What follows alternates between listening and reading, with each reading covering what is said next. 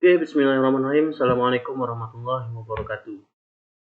Di sini saya akan mempresentasikan uji kompetensi 2 mata kuliah pemrograman web atas nama Maulana Husaini, NIM 1818133 kelas G dengan dosen Pak Ali Tarmuji. Pertama, di UK kali ini saya akan menjelaskan proses pengerjaan tugas di pertemuan 8 sampai dengan 12.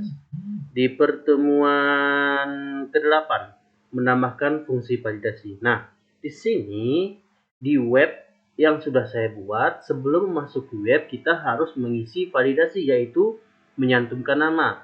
Ketika kita telah menyantumkan nama seperti yang tertera di gambar yang kiri ini, maka kita klik OK, maka langsung akan menuju ke webnya. Nah, di sini nanti akan ada notif, yaitu selamat datang Maulana Husaini. Seperti itu. Ini di pertemuan ke-8. Selanjutnya di pertemuan ke-9, sintaks dasar PHP. Nah, di sintaks dasar PHP ini tugasnya adalah menulis ulang listing 9.1 dan 9.2 yang tersedia serta memodifikasinya. Nah, hasilnya yang telah saya modifikasi adalah yang listing 9.1 ini, yaitu menulis gaji sebelum pajak dan gaji setelah dibayar pajak.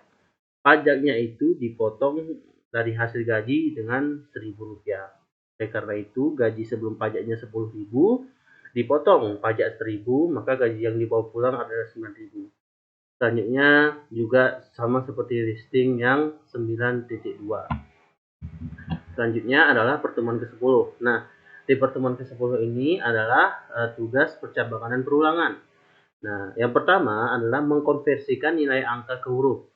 Nah, di sini apabila kita cantumkan nilai yang berbentuk angka, contohnya saya beri di contoh gambar ini adalah 80. Ketika kita submit, maka 80 ini dalam nilai huruf sesuai dengan nilai PAP UAD yang tersedia di soal tersebut, maka hasilnya huruf yang keluar adalah A. Oke, selanjutnya adalah pernyataan for bersarang. Nah, di sini modifikasi suatu segitiga bintang seperti contoh dengan mengubahnya ke script yang dan mengubah skripnya ke ekstensi PHP. Hasilnya seperti ini. Seperti contohnya soal hanya membuat dengan script HTML, tapi saya mengubahnya ke bentuk script PHP. Selanjutnya adalah pertemuan ke-11, yaitu penanganan form. Penanganan form ini yang pertama adalah form input tipe teks. Capture programnya ini, kemudian capture luarannya ini dengan input yang diberikan adalah bertipe teks. Jika user memasukkan kalimat, maka setelah disubmit, maka hasilnya adalah apa yang ditulis oleh user. Selanjutnya adalah form input tipe radio. Form input tipe radio ini adalah input yang diberikan adalah tipe radio, artinya sistem hanya menampilkan beberapa menu radio yang hanya bisa dipilih satu oleh user dengan ditandai bulat. Nah, seperti ini. Seperti kita memilih jenis kelamin. Apabila kita mengklik laki-laki, maka dia ada tanda bulatnya. Selanjutnya adalah from input tipe checkbox. Nah, input yang diberikan adalah bertipe checkbox, artinya sistem hanya menampilkan menu checkbox yang tersedia dan user dapat memilih beberapa menu yang tersedia. Nah, biasanya yang dipilih akan ada centangnya. Seperti contoh di gambar ini, di sini apabila kita memilih hobi, misalnya ada hobi memasak, bermain, itu bisa kita centang 2, 3 atau lebih. Selanjutnya adalah from input combo box. Nah, input yang diberikan adalah bertipe combo box, hampir sama dengan tipe radio. Ini modelnya, tampilan menunya kayak di scroll.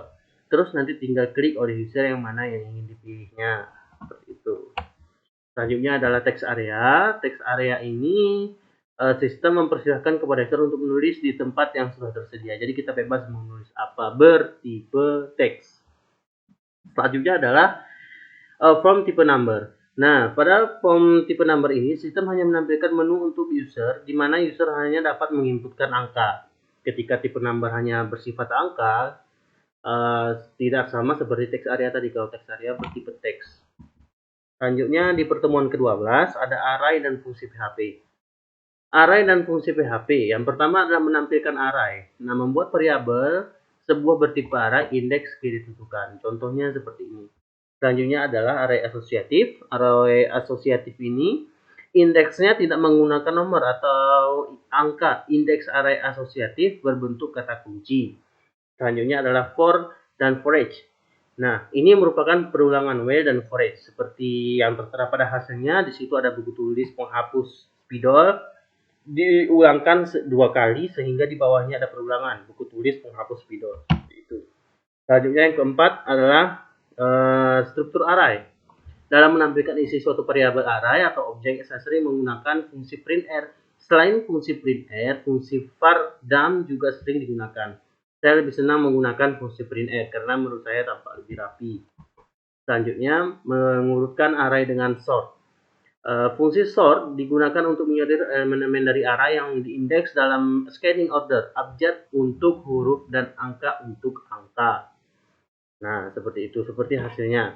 Selanjutnya, fungsi resort. Fungsi resort digunakan untuk menyortir elemen-elemen dari array yang diindeks dalam descending order, abjad untuk huruf dan numerik untuk angka. Yang ketujuh, fungsi sort. Fungsi sort mengurutkan elemen array asosiatif dalam descending order berdasarkan kunci key. Mereka ini menjaga hubungan antara kunci dan nilainya saat menyortir, sama seperti fungsi sort. Yang terakhir adalah yang terakhir fungsi sort. Fungsi sort ini adalah mengurutkan elemen array asosiatif dalam descending order. Mungkin hanya ini yang dapat saya sampaikan. Apabila ada kekurangan mohon maaf. Wabillahi taufiq wal hidayah. Assalamualaikum warahmatullahi wabarakatuh.